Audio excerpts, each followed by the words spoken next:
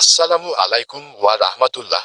প্রিয় দর্শক, কেমন হতো যদি বনের এক হিংস্র পশু হুট করে মানুষের ভাষায় কথা বলে উঠত, আর সে যদি কোনো সাধারণ কথা নয়, বরং স্বয়ং শেষ নবী হজরত মুহাম্মদ সাল্লাল্লাহু আলাইহি ওয়াসাল্লাম এর নবুয়তের সাক্ষ্য দিত। আজ থেকে প্রায় 1400 বছর আগে ঠিক এমনই এক অবিশ্বাস্য এবং অলৌকিক ঘটনা ঘটেছিল মদিনার উপকণ্ঠে।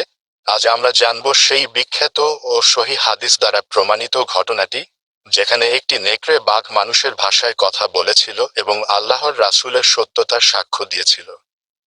ঘটনাটি ঘটেছিল মদিনার কাছে রাসূলুল্লাহ সাল্লাল্লাহু আলাইহি ওয়াসাল্লাম এর একজন সাহাবী, যার নাম ছিল আহবান বিন আউস রাদিয়াল্লাহু আনহু। অন্য রেওয়ায়েতে আবু সাইদ খুদরি রাদিয়াল্লাহু আনহু থেকে বর্ণিত হয়েছে যে রাখালটির নাম ছিল শাহ লাবা বিন মালেক। তিনি তখনও ইসলাম গ্রহণ করেননি। তিনি বনের মধ্যে নিজের ছাগলের পাল চড়াচ্ছিলেন। হঠাৎ একটি হিংস্র নেকড়ে জঙ্গল থেকে বেরিয়ে এসে তার পালের একটি ছাগলকে আক্রমণ করে এবং সেটিকে মুখ দিয়ে ধরে নিয়ে যেতে থাকে। রাখাল ধাওয়া করে নেকড়েটির কাছ থেকে ছাগলটি ছিনিয়ে নেন। ঠিক তখনই ঘটে সেই অলৌকিক ঘটনা। নেকড়েটি দূরে গিয়ে নিজের লেজের ওপর ভর দিয়ে মানুষের মতো বসল। এরপর সে মানুষের স্পষ্ট ভাষায় কথা বলে উঠল। নেকড়েটি বলল, তোমায় আল্লাহকে ভয় করা উচিত। আল্লাহ আমাকে যে রিজিক দিয়েছিলেন, তুমি আমার কাছ থেকে তা ছিনিয়ে নিলে কেন? রাখাল তো ভয় এবং চরম বিস্ময়ে হতবাক। সে চিৎকার করে বলে উঠল, সুবহান আল্লাহ! এ কি আশ্চর্য কাণ্ড! একটি নেকড়ে বাঘ মানুষের মতো কথা বলছে। তখন নেকড়েটি যা বলল তা ছিল আরো চমকপ্রদ। নেকড়ে বলল, তুমি কি এর চেয়েও বড় আশ্চর্য বিষয় দেখতে চাও? এই খেজুর বাগানের ওপাশে, অর্থাৎ মদিনায়, এমন একজন ব্যক্তি আছেন, যিনি তোমাদের অতীতের এবং ভবিষ্যতের সব খবরাখবর দিচ্ছেন, অথচ তোমরা তার ওপর ঈমান আনছ না। নেকড়ের মুখে এই কথা শুনে রাখাল আর এক মুহূর্ত দেরি করলেন না। তিনি তার ছাগলের পাল নিয়ে সোজা মদিনার দিকে রওনা হলেন।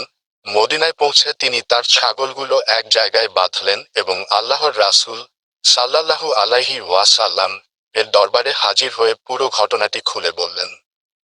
সব শুনে আল্লাহর রাসূল সাল্লাল্লাহু আলাইহি ওয়াসাল্লাম মুচকি হাসলেন এবং বললেন, তুমি ঠিকই বলেছ।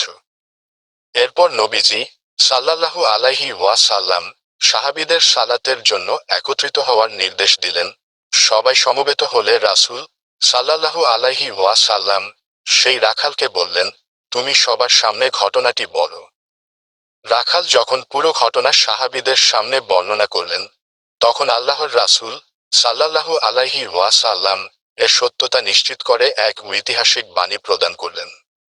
রাসূলুল্লাহ সাল্লাল্লাহু আলাইহি ওয়াসাল্লাম সেদিন সাহাবীদের সামনে দাঁড়িয়ে বলেছিলেন, সেই সত্তার কসম, যার হাতে আমার প্রাণ, ততক্ষণ পর্যন্ত কিয়ামত হবে না, যতক্ষণ না হিংস্র পশুরা মানুষের সাথে কথা বলবে।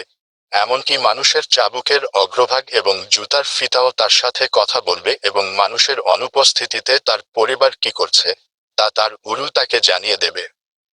প্রিয় দর্শক, এই ঘটনা থেকে আমরা কি শিখতে পারি? এক, আমাদের প্রিয় নবী সাল্লাল্লাহু আলাইহি ওয়াসাল্লাম যে কেবল মানুষের নবী ছিলেন না, বরং তিনি যে সমস্ত সৃষ্টিজগতের জন্য রহমত এবং সত্য নবী, তা বনের পশু পাখিরাও জানত। দুই, এটি কিয়ামতের অন্যতম একটি বড় আলামত, যা আজ বিজ্ঞানের যুগে প্রযুক্তির মাধ্যমে আংশিক সত্য প্রমাণিত হচ্ছে এবং ভবিষ্যতে আরও প্রত্যক্ষভাবে ঘটবে। পশুরা যদি আল্লাহর নবীকে চিনতে পারে, তবে আশরাফুল মাখলুকাত বা সৃষ্টির সেরা জীব হয়ে আমাদের কি উচিত নয় তার সুন্নাহ ও আদর্শকে মনে প্রাণে ধারণ করা? ভিডিওটি ভালো লাগলেই অবশ্যই একটি লাইক দিন, কমেন্টে আপনার মূল্যবান মতামত জানান এবং দ্বীনি দাওয়াতের স্বার্থে বন্ধুদের সাথে শেয়ার করুন। এই ধরনের আরও ইসলামিক ও অলৌকিক ঘটনার ভিডিও পেতে আমাদের চ্যানেলটি সাবস্ক্রাইব করে পাশে থাকা বেল আইকনটি চেপে রাখুন।